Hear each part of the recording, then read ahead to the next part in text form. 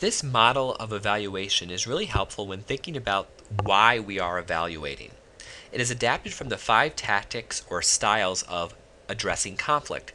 And it's helpful when we think about it as feedback can be considered conflict sometimes because it's conflicting with what our original goals and objectives were.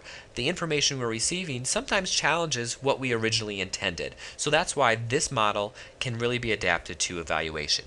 It's been adapted from Dr. Jason Laker's webinar on effective supervision and Thomas and Kilman's basic styles of conflict.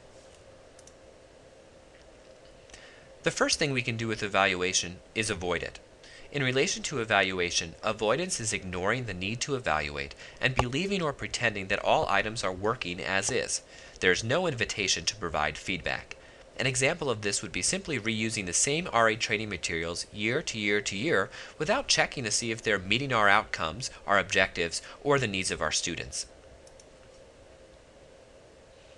The opposite of avoiding would be to gather feedback, but simply for the sake of gathering feedback, to say that we've done an evaluation. It's considered competition. Competition in relation to feedback can be considered receiving feedback, but only with the goal of either manipulating the data to prove what we're doing is right, or purposely assuming that the negative feedback we've received from the training is a personal comment from the learner, or is the learner's fault. Well, that sometimes may be the case. It's a dangerous automatic assumption to make. On the other side of avoidance is accommodation, receiving feedback and making the changes requested without taking the learning objectives into consideration. An example of this would be if the staff provide feedback that they don't like behind closed doors, simply crossing off that program from your training schedule would be considered accommodating.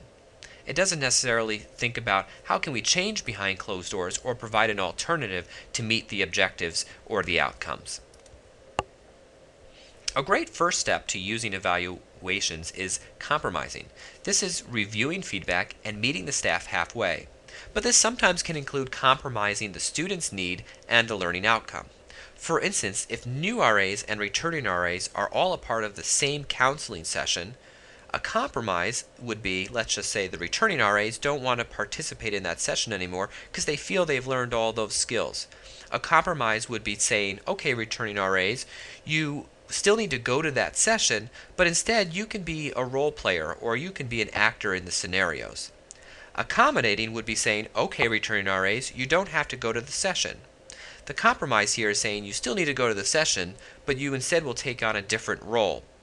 However, it doesn't take into consideration how can we teach those returning RAs other counseling skills, make sure that they're receiving information that is still helpful for them. That's where the next stage, collaboration, really comes into play. The goal for effective evaluation is collaboration. All parties, those requesting the feedback and those giving the feedback, are on board to assess what went well and what did not. Feedback is not taken personally, as the event itself is being evaluated, not the person or the group.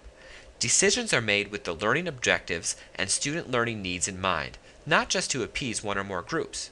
In the example I provided earlier, perhaps the returning RAs participate in another session that really builds on the skills they've already learned. Collaboration is really the goal of evaluation. We're evaluating the event, not the people or the person. It shouldn't be taken personally.